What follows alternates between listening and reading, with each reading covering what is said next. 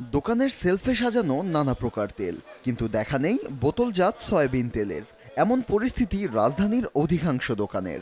অনেক দোকানে তেলই নাই, তেল পাওয়া যাইতেছে না। তেলের সংকটের কি কারণ আমরা তো জানি না। প্রায় 3 সপ্তাহ ধরে তেল আসলে পাচ্ছি না। আমরা হচ্ছে যে আগে 5 লিটারের কার্টুন নিতাম, এরপরে হচ্ছে যে বাধ্য হয়ে 2 লিটারের কার্টুন নিলাম। আজকে আসলাম, এসে দেখি 2 লিটারের কার্টুনটাও নাই। ভাগ্যগুণে দুই একটি দোকানে বোতলজাত সয়াবিন তেলের দেখা মিললেও তা কিনতে জুড়ে দেওয়া হয়েছে নানান শর্ত। শুধু তেল কিনলে হবে না, সাথে নিতে হবে অন্য আরও পণ্য।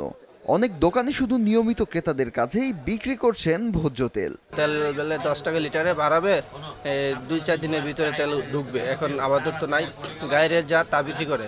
তাও তেলের সাথে বাধ্যতামূলক আপনার চাল কিনতে হয়, আটা কিনতে হয়, এগুলা বাধ্যতামূলক কিনতে হবে। পোলাও চাল সারা চাল তেল অনেক সেল করছি, পোলাও চাল পরে রয়েছে, পিছনে 2-3 বস্তা চাল পরে রয়েছে।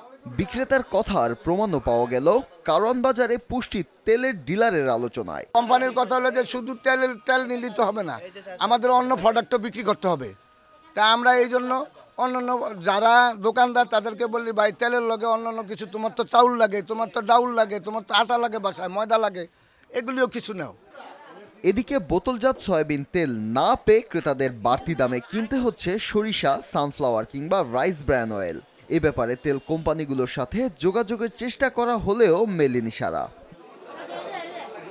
এদিকে বোতলজাত তেলের সংকটের সুযোগ নিয়ে বেড়েছে খোলা তেল এবং পাম অয়েলের দাম।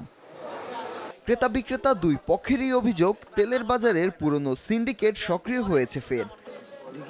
তেলের দাম বাড়াতেই শুরু হয়েছে কারসাজি। তেলের আসলে ক্রাইসিসটা কোন জায়গায় আমরা জানি, এটা সরকারের ভালো করে দেখা উচিত। যত দাম বাড়ানোর লেগে একটা সিন্ডিকেট করতে চেয়েছে যে তেলের লয়া তো ওরা আমাকে দিতেছে না।